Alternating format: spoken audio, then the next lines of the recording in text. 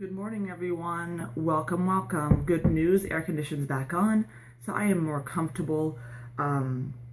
So if you have a shop critique that was scheduled yesterday or today, because I am a little bit behind since Monday, I sent out emails to everyone, when to expect their shop critique, and I planned it for next week just in case the air conditioner did not come back on. However, it is back on, therefore you'll be getting it in the next few days, okay? And of course, the latest would be on Monday, so no worries. I'm starting it back up today or tomorrow, okay? Just a few things to catch up on since, again, I am a little bit behind due to the work conditions. So, good morning, everyone. I'm gonna turn down my notifications here. Okay. Hey, I'm so glad you're joining me. Today we're going to talk about how to become a successful seller in a saturated category, okay? And this is very particular to jewelry sellers. As we know, they're in a very saturated category. And there are obviously some other ones that are in saturated categories. Now, before we begin, I definitely want to talk about what it means to be in a saturated category, okay? No, we have AC now. We definitely have AC. It came, the part that we needed, the blade, came in yesterday. So what happened was, just in case you were interested in knowing, the AC was fine. The blade that cools down the AC, you know, the fan, broke. And we couldn't start the AC without the blade because if it overheats, then oil burns or some nonsense, you know? Oh, hey, good afternoon. So no, we have it working again. I just have to catch up on some work and then I'll begin shop critiques. And so if you had one scheduled, you're just getting it probably a couple days late. No big deal, but I sent out emails to let everybody know, okay? So wait for everybody to roll on in. As you're rolling on in, go ahead and type below and say, hey, and let me know if you are in a saturated category, if you think you're in a saturated category. Obviously, if you're in jewelry, you are in a saturated category. There's a few things I want to talk about today that is going to help you. Now, here's the deal, right? It will help you only if you want it to help you, meaning you have to take the advice, okay? And there's almost no way around this, okay? So meaning that if you're selling the saturated category and you're like, okay, I'm listening, I want to be a successful seller. If I'm in a saturated category, tell me what to do. And if I tell you what to do and you're like, yeah, don't have the funds to do that, don't have the mindset to do that, don't care to do that, don't have the time, then I can't help you, right? So I need you to listen up, okay? You're not saturated yet. All right. And listen, some people are listening here and are in a niche category. That's a different, okay? Slightly different.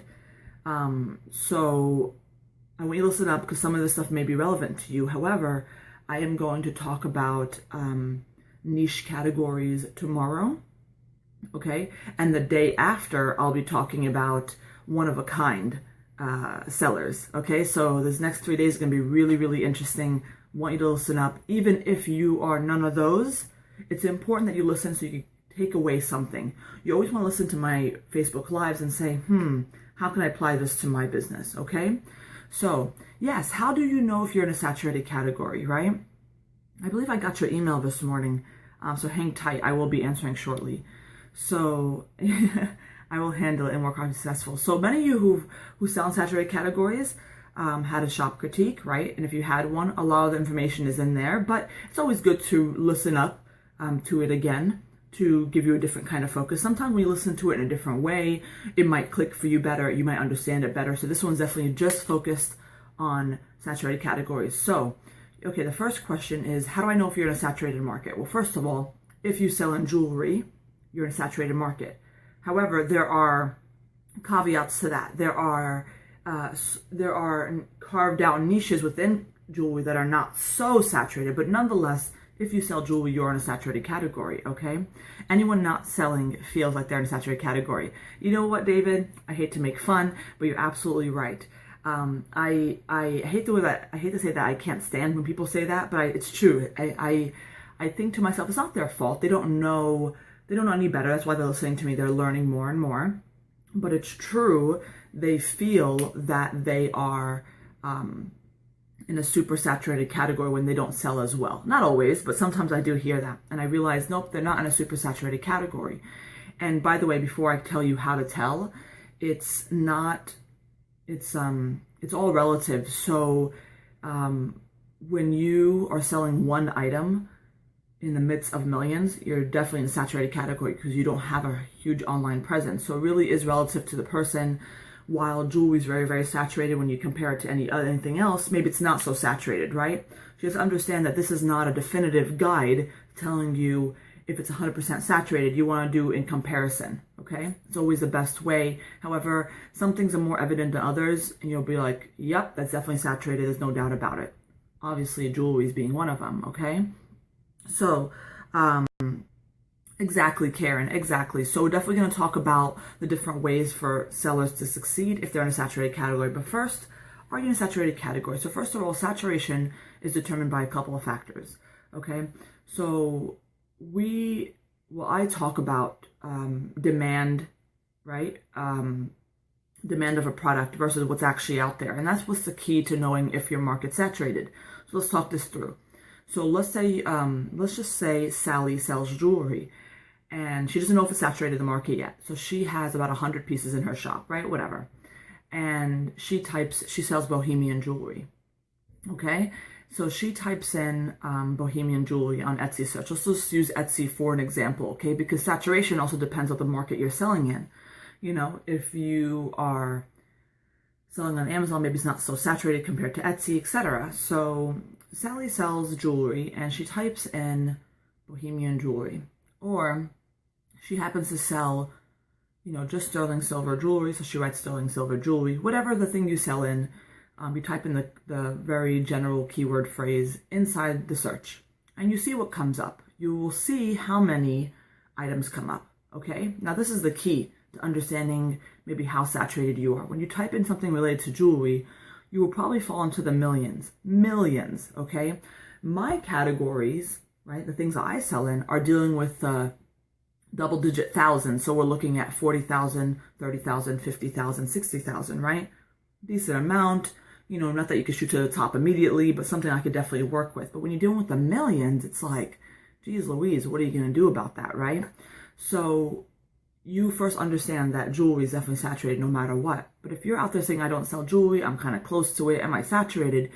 So somebody says, Michelle says, I sell soap and bath products. Is it saturated? Well, Michelle, I encourage you and everybody else to type in your general keyword phrase, particularly 2-word keyword phrase, maybe 3, but 2 keyword phrase. And you might say, okay, well, one of them would be natural soap, let's just say, or bath bombs or whatever. Okay. So hold tight. I'll tell you right now.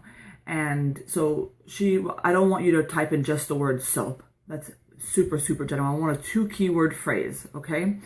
And of course it starts to get better when you start to get 3, but I want you to understand that you have to search and see how much people are out there. And here's why. Because it's not only how much people are out there, okay?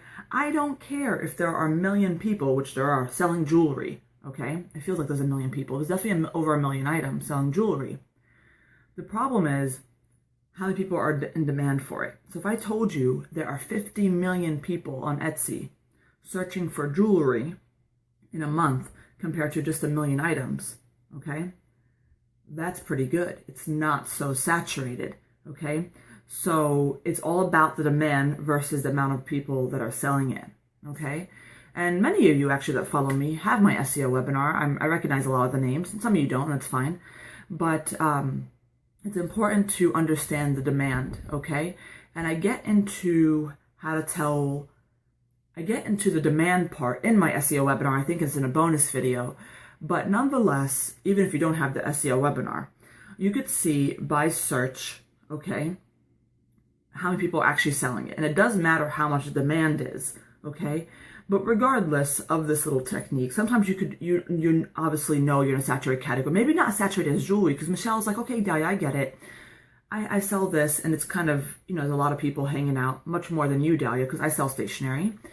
But you don't have to be as saturated as jewelry to listen to these tips, okay? So thank you, Nikki. Yeah, the SEO webinar is definitely one of the most popular, you know? Is that a real number, 50 million? No, I don't think there's 50 million people. So my sister just, I think there's 50 million people actually searching for jewelry. I don't think it's even close, and that's the issue. That's the big issue. There's a million people selling things over there, but there's not as many in ratio people demand. Okay, so if you want to know your demand, look into the bonus video, the SEO webinar. People tend to do SEO webinar and fail to look at the bonus videos, right? Take a look at it and you'll see what I'm talking about. Nonetheless, even if you don't have it, obviously you could get it, but more importantly, sometimes you don't need it to know that you're in a certain category, okay? So somebody said they sell natural soap, you're in the 64,000, 100,000, etc. Because even though, let's say if you look at the SEO webinar, you know there's not much demand in your category, you can't confirm because of, you don't have, let's say, the SEO webinar, you confirm it, you can still use these tips, okay? There's other ways you could also tell if you're high in demand. If you feel like you're getting a lot of views, organic views, people find the views you're getting is probably not as much, and you're sure that your SEO is pretty good, then you're probably in a category that is okay. Now let me take another sip of my coffee. No, it is my connection. When people give me alerts on my phone, the video slows down, but it should be fine now. Can you confirm it's fine now for me? I know you guys are like lagged like a few seconds before. Let me know.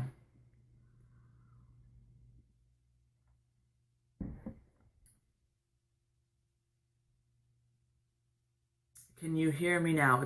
Kate says it's fine now. Let me know if it's fine. Don't just tell me too or yep. Just let me know what's fine or, you know, stuff like that. It's good now. Chris says it's good now. It was bad, but now it's okay. Yeah. So what happened was I was getting notifications back to back. And that's why it slowed down. I gotta figure that piece out, okay? So anyway, yeah, it did go funny. Okay, seems good now. Got it. Okay. So you are, say, in a saturated category versus demand. You either tested out that theory based on the SEO webinar bonus video, or you're just like, Dahlia, I feel it. There's like literally like 500,000 people trying to sell it. You know, yes, the demand could be really high. I'm not 100% sure, but I could definitely use your tips, okay? So let's just talk about jewelry sellers for this example. Of course, you could apply it to your own. When you're in a category like jewelry, when you type in the word jewelry, you're going to see millions of, you know, things. So first of all, you should know that general keyword phrases will definitely give you a huge amount of results. So when you type in something more narrow, such as a 2-keyword phrase, such as bohemian jewelry, you're going to get less. Everybody can confirm that, right? If you can't, go ahead and search for yourself and you'll see. When you type in a 3rd keyword phrase, it starts to get less and less, the results that you get. So what does that mean? Okay, that means that if you use a long tail keywords, right, then the amount of people in the sea are much less. You'd probably get found better. Okay, so for the sake of jewelry, if you sell bohemian jewelry, that's fantastic. You would write bohemian bracelet, right? Bohemian blah, whatever it may be. But of course, that category is still swimming in saturation a little bit. So how do you make it work for you? Let's just talk about how do you make it work for you. The first tip is obviously SEO and using it correctly for saturated categories in regards to looking at what you sell. Okay, good morning. This is the item that you sell. Let's assume it's jewelry, okay? And while it's a bohemian piece, there's a few more details about it that people may be searching for, okay? Does it have silver in it? Does it have a certain stone in it, etc.? And you want to make sure you incorporate that into your keyword phrases, right? It's all about SEO in this case, okay? Because when you're relying on 2-word keyword phrases, you're definitely going to screw yourself, no matter the category, but definitely in jewelry. So if you're out there in jewelry and you're relying on 2 keyword phrases, that's wrong. Now, if you're out there in jewelry relying on 3-word keyword phrases, make sure that those 3-word keyword phrases are being searched for, right? Again, refer to the SEO webinar. It will certainly help you, okay? And listen up. If you're one of those people that are out there that are using 3-word keyword phrases that people are searching for and you're still having trouble, don't worry. I have a few more tips for you. But this is just a basic one. This is for the newbies, okay? So, no iPhone around here. Get out. No, I'm kidding. I use Samsung, and I'm sticking with Samsung. So anyway, you want to think about how to search. You want to think about how to get more narrow within your keyword phrases in order for people to find you. So when you know that you are typing in silver bohemian jewelry, let's assume that's a good keyword phrase, and you type it in, you know there's not much people being found for that. It's probably easier for you to get found for that type of keyword phrase, okay? And creating collections around things that are not so saturated is another ideal situation. So if you just create general bohemian jewelry, that's screwy because there's nothing else that you could use to describe it. However, I doubt that. But just for example, you want to make sure that there are certain key elements in there in your collections that people search for, right, that are not so saturated. So you have to carve out a niche. So if you carved out bohemian, that's great. But if it's still saturated, you have to carve out another one. What else in there can you carve out? Obviously, in jewelry, there are materials that you use, people search for silver, certain stones, etc. Okay?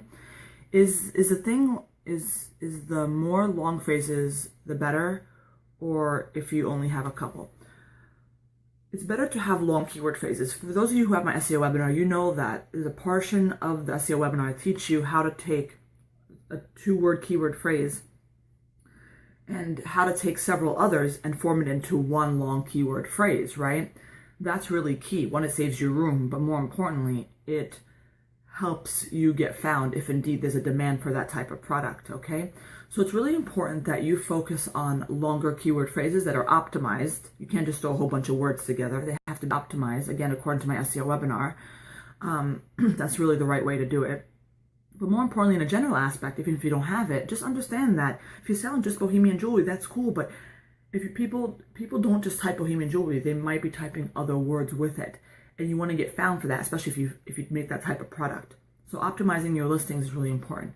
And not only optimizing your listing, optimizing the products that you sell. So if you do just sell general jewelry, boring, carve out yourself a niche, okay? Carve yourself out, market within the bohemian jewelry that you could be selling that people are looking for, that is high in demand. Again, the demand is a very particular thing to look for. Look at the bonus video. Okay, let's move on to this topic because there's other things I want to get to, okay? That even if, let's say you suck at SEO or you got some decent SEO, but you're still in a very saturated category, which some people are in jewelry because it's super, super saturated. How do you get past that, okay? So the one thing I recommend sometimes sellers to do, and this is a really hard one for people because it does require sometimes some money, some new sets of skill, okay, is selling for a particular market, okay? You don't have to give up what you're currently selling, but definitely carving out a certain shop section to sell personalized items, baby items, wedding items, okay? So when you are on Etsy, okay, those are the 3 things that people tend to look for, meaning a lot of buyers that are on Etsy, let me rephrase this. If you have a good shop, good SEO, great product, great whatever, if you sell one of those categories, you could certainly not guarantee, but know that you will make some money, okay? So the point is, if you're selling in jewelry, get into the personalized option, get into the wedding option, get into the baby option, either one or all of them. It's up to you, depending on how much manpower you have, right? What if it's a new product in a popular category, but it hasn't been done before? So people have to see you in a similar category to become seen. Yeah, that's a great one, Mandy, but I want you to hang tight onto that question if you don't mind, okay? I just want to stay focused for a minute, and I'll definitely answer questions like that. It's a very good one, okay? Absolutely back to school. Of course, when you're in a seasonal area, definitely creating product lines around it. But in a general aspect, you want to, when you're in jewelry particularly, you want to be able, potentially, you don't have to always do this, because other factors become successful, is see if you could offer personalized, a wedding category, bridesmaids, whatever, or a baby. And it's a lot more complicated than just saying, okay, I'm gonna put some names on these and these are personalized. There's a lot more to it. You have to know what type of personalized things people want, etc., right? But some people that have had issues with that kind of advice says, you know what, it's not easy to put personalized things on my items or whatever. It requires some equipment, it requires this, and I understand that. I understand also that when I started my journey, I didn't have all the tools I have. As you grow as a seller and more successful, this is what it has to go to. You have to learn more skill, you have to invest in your business, you have to go the way that customers want you to go, okay? Wow, what an opener. Personalized items, baby item, wedding. Yeah, absolutely. Now remember, it's not just blindly, okay, I'm going to get into the item and be successful. No, there's a lot more research that goes into it, okay? And of course, in Shopkeep, sometimes I give you particulars, but you have to know what type of personalized item people want. You can't just slap a name on something and say it's personalized. Let me add the word personalized to my SEO and done. No, but there's a certain type of personalized item people want, okay? So just think about that, right? So,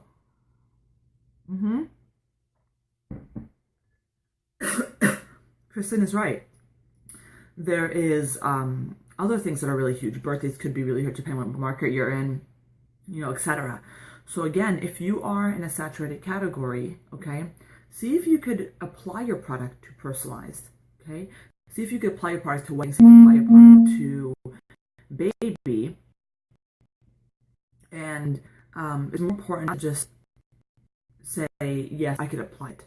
How do you apply it? How do you be successful, That's really important. Right? So the next thing, okay, is, you get ever still with me? Now, Karina, if you just joined me, make sure you listen back, okay? Rewatch this, because there's definitely a lot of things I already went over, okay? Went over SEO, okay? And much more detailed, but SEO when it comes to that, carving out your own niche. We went over going into personalized baby or wedding within your category, okay? But another thing, is that listening? I want to make sure I get everything. Excuse me, I just... Not necessarily, Trina. You have to do the research and figure out what your market's doing that is considered personalized, that's very successful, okay? That's a whole nother training, because it's a lot more detailed than I could describe in a Facebook Live. But again, if you're in a saturated category, and whether or not you've done those 2 things I just already mentioned, or 3 things, whatever, however you're keeping track, there's a lot more to it, okay? When you're in such a saturated category, okay, you cannot, here's a crazy part, you cannot only rely on, okay, organic traffic. And before you get crazy and say, Dahlia, what are you talking about? SEO is awesome, right? Hang on. When you're in a saturated category, you have to make sure that you have a plan for repeat business. Let me explain. Here we are. Every single day, you're listening to my scopes, you're buying webinars, you're doing all this, and you're working, you're getting to your goal, slowly making it or fastly making it, who knows. But you're neglecting one thing that's really, really, really working for you, which is people coming to your shop currently, potentially buying. How are you getting them to buy again? Okay, what about your repeat customers?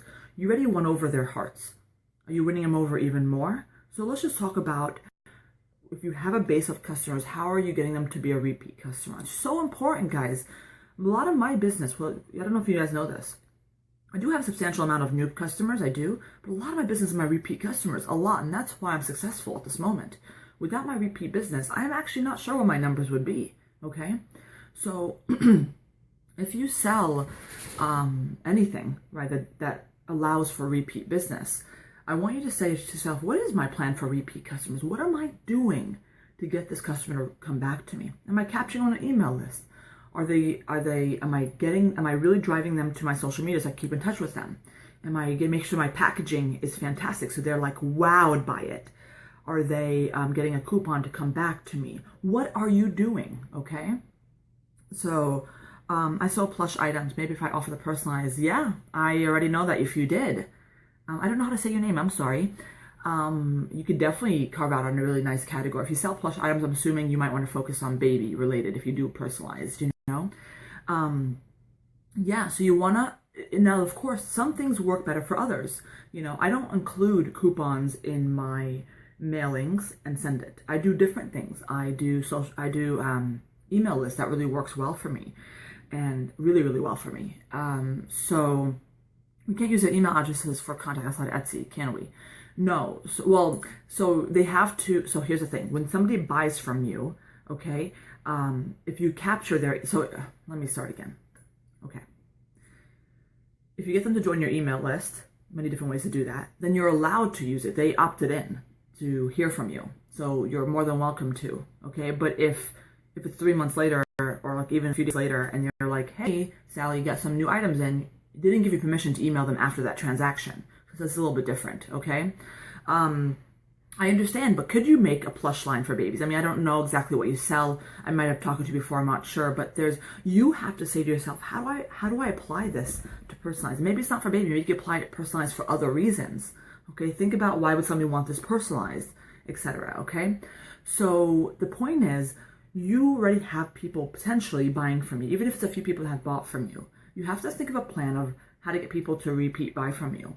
Whether it's as simple as you wowed them in the transaction, great customer service, great packaging, everything, okay? They will certainly buy from you again, right? But if you did not wow them, maybe there's other ways, right? Because I think I still have to improve on my packaging and a few other things, but I certainly capture their email, right? They opt in, things like that. So another tip, if you are in a saturated category, for the traffic that you've already received or the customers you already received, how are you getting them to be your repeat customer? Super important, okay? So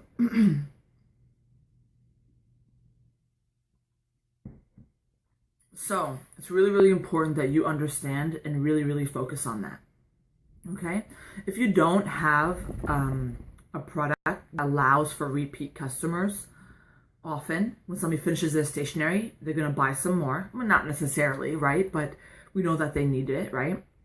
That's a good model. But if you sell wedding items, how do you get somebody to get freaking married again? What? Not going to happen, right? I mean, very rare do you get repeat customers. You have to figure out how do you grow your line to not just wedding, or heavily focus on wedding so you don't have to really rely on that repeat customer. And there's other ways where people within wedding can actually do really, really well without having repeat customers, FYI. So how can I give option to opt in for email lists? We have to set up the email list. I would recommend MailChimp. I'd recommend giving a discount. I would recommend putting that opt-in link in several different areas. This is obviously a conversation that has to be in a separate scope regarding email opt-ins, okay? So we'll definitely get back to that, okay? So, oh, that's good, Bex. That's awesome. Especially if you get good feedback from it. That's amazing, okay? If somebody buys from you, or you are talking to someone on a convo, can you give them your link to opt into your email address? Yes, so you could definitely do, there's definitely different ways to do it, but you have to not sound spammy. That's the only thing that Etsy doesn't allow, especially if you're already engaging with them. Just don't sound spammy, you know? On social media. Yeah, so obviously besides the email list, social media is another one. Again, I would like to talk about this in another topic. I want to stay on the program, but I would definitely talk about this probably next week, because the next few days I already have it booked up with talking about how to be a successful seller if you're on a one-of-a-kind business and if you are in a niche business, okay? So, nonetheless, because there's a lot of ways to get people to follow you on social media. There's a lot of ways to work your email list, etc. Okay? Now, we talked about a few things already, okay? And a lot of these are not simple things. There's a lot of work behind them. Just understand these are the ways to send out. Another way, which is a little bit more extreme, as I'm getting down the line of advice, it starts to become harder work if you have not noticed, okay? So of course, if you're listening to this and you like this Facebook Live, start with the first few tips and work your way, okay? Don't jump. If you want to jump, it's absolutely fine if you know you could handle it, okay? So, another way, like I said, you have to, get the repeat customers, right? Another thing was working the email list, working the social media, because it's not just only about organic views. You have to find the people, because when you do SEO and they're searching for you and they find you, blah, blah, blah, they're looking for you. Now you have to look for them, which is email lists, right? Reaching out to them, social media, and that's great. But another way to do that is ads, promoted listings. okay? So, yes, I can, Tracy. It would have to be another Facebook Live. I promise. I'd love to, okay? So, thank you, David. Yeah, some people don't realize, by the way, that these Facebook Lives, for the most part, are really gold, because I do give out really, really free information, you know, really good free information. You just have to take it and run with it, you know? I knew this 18 months ago, right? So it's about advertising. Now, this is the extreme, because advertising costs money, right? There's many different platforms to do it, many, many different ones. Google ads, Facebook ads, Pinterest, right? Promoted listings on Etsy.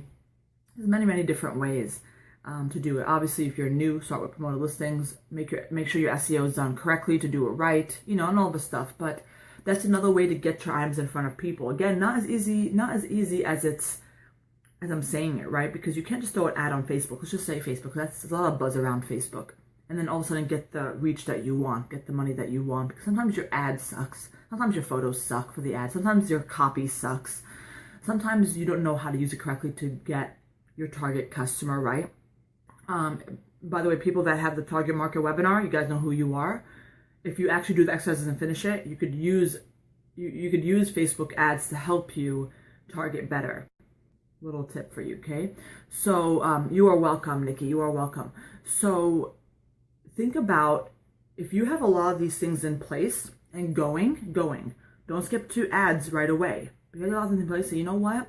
It's time for me to touch on ads. I don't currently have a webinar for Facebook ads, Pinterest, and things like that. I am I wouldn't call myself an expert, but I'm really good at it. I've helped a while ago. I've helped a few people use them. I helped a couple of friends personally recently, but I don't do one-on-one coachings anymore. But when I used to, I help people with Facebook ads particularly. I'm much better at Facebook ads than I am in Google ads, but I'm pretty good at Google. And Pinterest I'm really great at. But just for the record, don't jump to it. Do your research first. Do everything I said before you jump to that, okay? You know, it's important that you walk before you run, okay? So that is another way to get it. Now, again, like I said, all these things that I'm mentioning do take a lot of work, you know, do take some money, do take some new skill, whatever it is, but it is what it is. Now, the only loophole to a lot of this, okay, is if you get shared by a celebrity, if you get shared by a blogger who does really, really well or something. Those are things you cannot rely on because they're not as common, okay? I rely on hard work. That's not hard work. That's fantastic. Somebody shared you and now you're very popular. But just understand it's something that you can rely on, okay? So, oh, thank you, Mandy. I appreciate it. Yes, if you were interested in seeing the wedding photos, some of them, not all of them, the rest of them will be coming from a photographer very soon. Go ahead and look at my Facebook profile. I left it on for public for you so you guys could see it, okay? And sometimes what you think is a good ad for Facebook might just suck. Correct. Correct. So, nonetheless, ads is one of them. Now, there's obviously a few more tips, but I won't get into all those because they're much more complicated. However, there's one more that I failed to mention. I honestly just remembered it, okay? When you are in a saturated category, okay, it's important that when you get your SEO in line, this should have came right after SEO tip, okay? Fixing your SEO, getting it done, you have to have an allowance, money, an allowance, right? Just like you have for advertising and promoted listings or whatever, for renewing, okay? Renewing is not a new concept, you know, becoming more relevant in search, because the idea is to stick out of a crowded crowd, you have to get found in search, right? And even if you narrow down your niche or whatever, sometimes it still may be difficult because nonetheless, jewelry is still saturated. Renewing your items every couple of days, a certain set of items every couple of days, helps you become more relevant because recency, right? It's more recent when you renew it, tells the Etsy search engines that you are more relevant. When you sell something, that tells the search engines you're much more, you know, recent or much more relevant than renewing, but nonetheless, renewing does help, okay? So when you are in a saturated category, you have to have a certain amount of allowance to allow for renewing often. Sorry, you know, that does cost some money, 20 cents a listing. Let's say 10 listings a day, 10 listings every other, you know, day. you know, but it's important that you understand, again, with using jewelry as an example, you chose this category. You're more than welcome to leave the category into something that's less saturated, but I certainly don't have a magic wand that gets rid of every one of your competitors so you could sell, right? When people, for example, buy the SEO webinar and they use it, some jewelry sellers have faster success than others, depending on what kind of niche that they have within jewelry, etc., you know. But I can't certainly guarantee results because of the type of category you sell, the type of photos you have, the type of a lot of things that you have, right? So you have to understand that sometimes there's other ways to get to the top, and that is in your control. If you want to spend money to renew, if you sell often though, you know, you don't need to renew. That's even better than renewing. But there are some times where you need to, and do it often. But I would not suggest renewing unless you have your SEO done correctly. If you have great photos, because as soon as you renew, you might get bumped to the top or might get bumped to another page. You want people to click on you and buy on you. Otherwise, you just wasted your 20 cents. So point is, get your photos right. Get your description right. Get some things right, right? Because you also don't want to forget one important thing. The small views that you are getting, don't dismiss those. Don't come on to the group and say, I got 30 views a day and I want more views. Let's remember, yes, while more views might help you potentially get more eyes into your shop, more sales, don't forget the actual views that are in your shop. How do you convert those people? Okay, because it's all about sales. I think if I gave you 1 view a day, but I gave you $1,000 a day in sales, you'd never complain about your views, right? So the idea is you have to also focus on the important things, your current listings, how they're looking, your photos. Are you enticing people? Do you answer their questions? You know, do you have variations that allow for people to want to purchase it, right? Do you have a color chart? Do you have, you know what I'm saying? You know what I'm saying? So you have to think about these last tips as well, because while I want to help you stick out of the crowd and get more people looking into your shop, don't forget the people that are actually looking at your shop. I want to convert them as well. Okay, so I mentioned more than a handful of tips for you guys. It's important that you rewatch this video. Listen to me carefully, okay? Listen to me carefully. You rewatch this video, write down the tips, and really think about what I said. Because while these tips are really good, while they're not taking, I'm not taking each tip and breaking it down for you even further, because this is obviously a summary. It's important that you understand that you have enough fuel, right, to kind of get started on your own. Obviously, there might be other scopes, maybe other webinars I do that help you with those type of tips, but sometimes you already know how to get started, right? SEO, you know SEO, right? SEO, you get the webinar, help you get started. Okay, when I talk about email opt-ins and things like that, I gave you a few tips here. I would do another Facebook Live to give you a little bit more tips, okay? What is your Etsy store name for stationery? Oh, you don't know? I guess some people are, I forget that some people are newer around here. Hold on. Okay. Mandy, on Modern Pink Paper. So, what if your items are bespoke? So, are you talking about all custom? Are they, because it depends what you mean. I guess I misunderstand bespoke sometimes. Tomorrow's topic is either niche, if you sell niche products, how do you become successful? Or if you sell one-of-a-kind products, how do you become successful? Okay? But, can you elaborate, Teresa, what you mean? If you're actually creating the items, I mean, I create all my items. They're all made to order. They're all custom. So that's obviously, it is depending on what type of items you sell, you know? If that makes sense. But that's a topic tomorrow. One of those are going to be a topic tomorrow, okay? I try and I do every item different. Very niche. Okay, so I definitely want you to listen to the next couple of Facebook Lives tomorrow and the day after, because all this might be helping you, okay? We'll be helping you. You just have to be able to take the information and say, okay, got it, Dahlia. I got to work on it. You know, that's what it is, okay? Sometimes when you are in these type of categories, sometimes you have to shift your focus, okay? Like I said earlier, when you are in jewelry, right? That's great, but I did mention that if you might have to get into personalized wedding or even baby to help you get some of those customers that are really, there's a lot of demand for those type of products on Etsy. So you might be reluctant to want to, but that's an idea. Now you may be in wedding or whatever, but if you are definitely a niche category, Teresa, I definitely would listen to the next couple of Facebook Lives, as it will shed some light on your type of product. Really important, okay?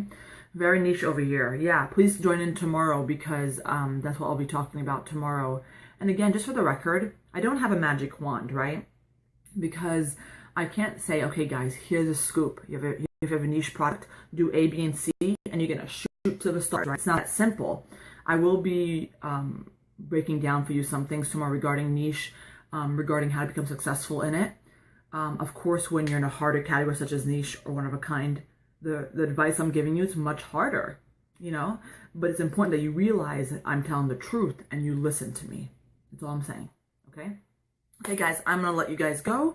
I hope you enjoyed today's Facebook Live. I keep calling it Scope. But Facebook Live, if you found this useful, let me know. But make sure you join me tomorrow when I talk about either niche or one of a kind. I think I'm going to do niche tomorrow, okay? So join me tomorrow if you're in a niche category, okay? Again, if you're not in a niche category, still join me, because you will take away some tips that will certainly help you, okay? Okay, guys, I will catch you tomorrow.